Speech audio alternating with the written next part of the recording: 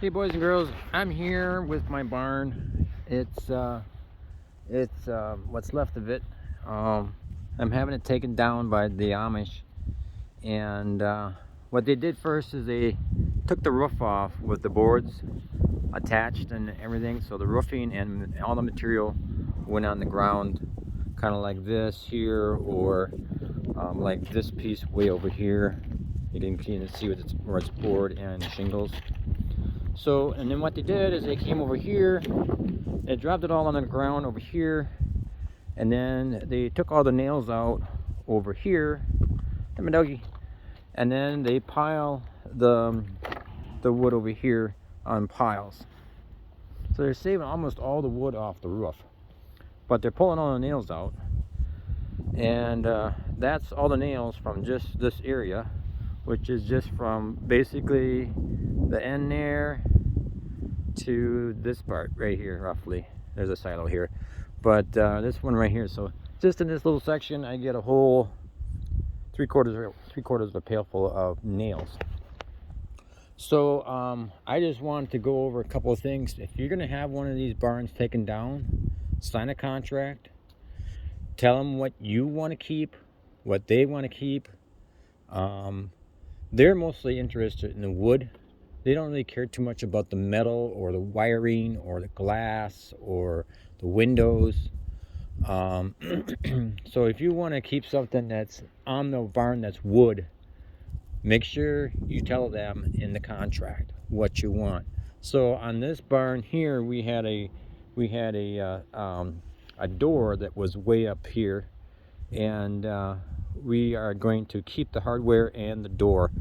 And it's exterior door. The wife wants to use it somewhere in the house. So, and it's a pretty good sized door. They're not taking anything longer than 4 feet. So, and anything that's not, anything that's rotten, they don't take. So like these over here, they busted these when they were taking the boards off the roof, and so they're just gonna throw those away. And I have to pick up all the shingles and stuff, which I have a huge job, because this is only one side and one portion of the barn. This barn is 120 feet long by 50 feet wide, and it's a huge barn. It's one of the biggest barns they've ever taken down. There's a pile of lumber. They already pulled out a couple trailerfuls. They have another couple piles piled over there. But I just want to go over a couple things that might be important for somebody that has a barn and they want to have it taken down.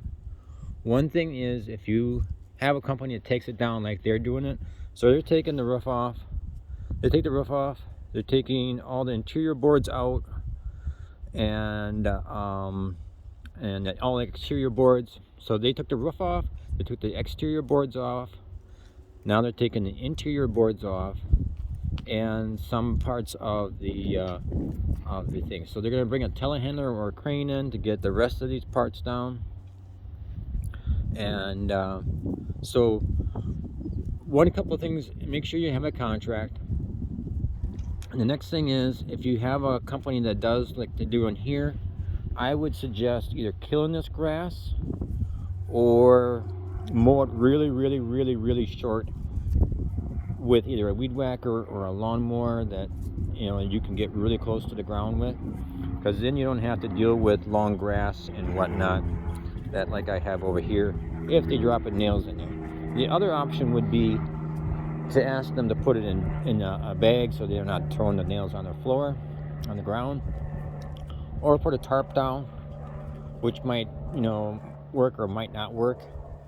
The other suggestion that I came up with was maybe some kind of magnetized metal that we could throw the nails on. It would stick, but the wood and the asphalt would slide off. Or some kind of bin or something, because they just threw nails from over here to way over here, which is about 20 feet. So they're throwing nails everywhere, and plus you have all the nails in the shingles that didn't make it, and that are still in the shingles and not on the wood. So that would be my suggestion for the shingles. Get a magnet. Oh, dog's in the way. get a magnet like that or bigger and go around and pick up your nails, because if you plan on driving on this grass or this area with any kind of wheeled vehicle, a lawnmower, tractor, wagon, whatever, you're gonna find nails, and 95% of the time they'll go in the ground, but that 5% they're gonna go in your tires, and you're gonna be replacing tires and fixing tubes and whatnot for years. So that's one suggestion. The other suggestion is make sure you get everything out of the barn that you want. Wiring, lights, windows,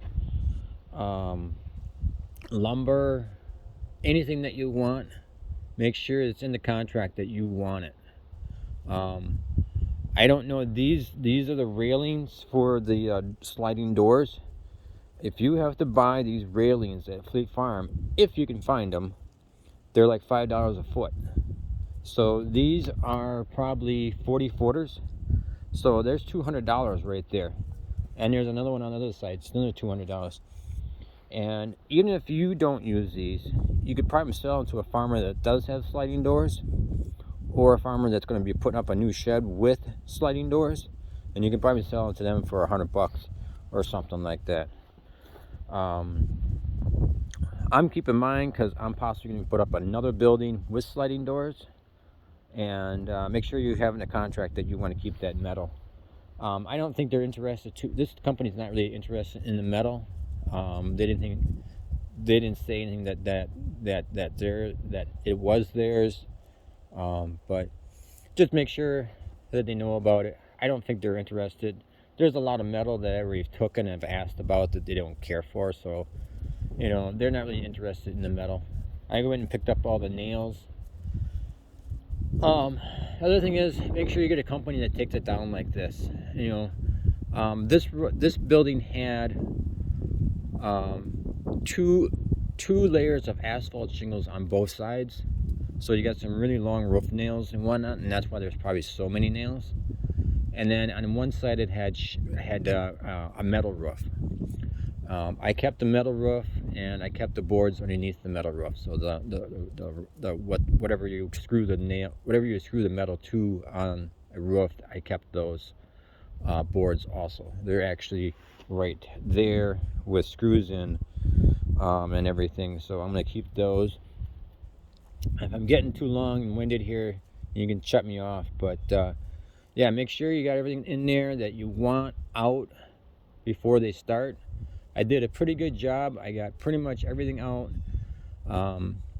So the first day they came and took the roof off. So they only work on weekends. So they work on a Saturday. So they took the roof off. So I had another week to actually get some more stuff out that I wanted, which was good.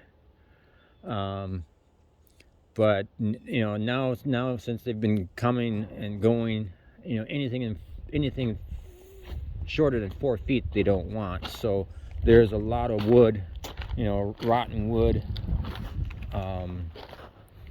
short pieces they cut off that they don't want.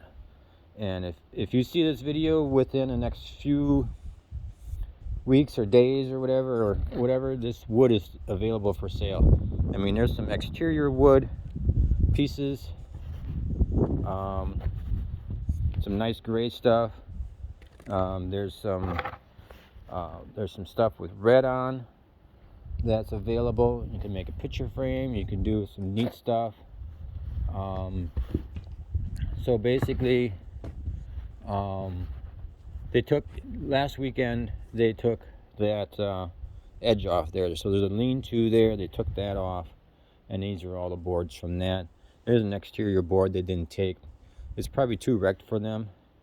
It's a little bit worn up on that side there, but they still might take it. It's usually if it's laying on the floor, they don't want it.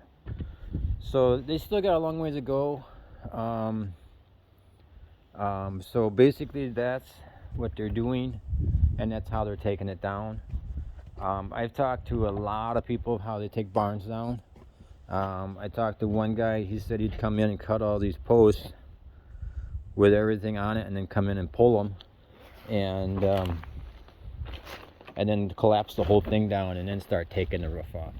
Well, that's not a great idea, because the problem with that is is that you have pieces flying. And I got, I got grain bins, I got other barns, I got silos, I got equipment around. That's not a great idea. Don't ever have that done. And they come with a team. They come with a group of people, of 6 people, and they are the hardest working people I've ever seen in my life.